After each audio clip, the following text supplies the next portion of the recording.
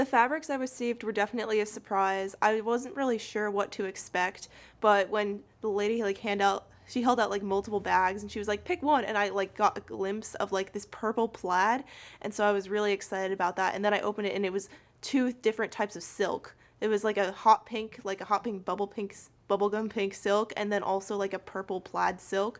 So I was like, this is really exciting. This should be fun. Definitely love the purple plaid silk. It's really cool. It's like a kind of royal purpley with like different like pink and different colors kind of as part of it. And I that was immediately what drew my eye when she like held out like options for me to pick from. I was like, this one for sure. I was able to come up with ideas pretty quickly. I kind of had an idea of what I wanted to make before I picked the fabrics. I was hoping that I would find something that went with that. I kind of immediately I knew I wanted to make a corset because in the past I've made a couple corsets and I definitely want to do more with that. And the next part, I was pretty sure I wanted to do pants. Originally, I wanted to do like pleated pants, but then I wasn't quite sure if I was going to be able to figure out patterning for that. So I kind of altered my method and have very whimsical pants on the way.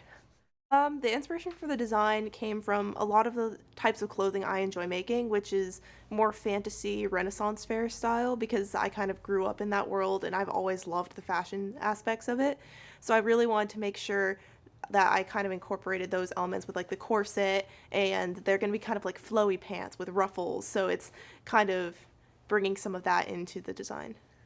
One problem that I began encountering, I wasn't sure how well the type of silk I had was going to be about fraying, so I definitely made sure to baste, so that that wouldn't be a huge problem. And then also, I'm an OSU student in an apparel design there, so I have access to the sewing lab, which means I get to use the nice sergers, which is very helpful.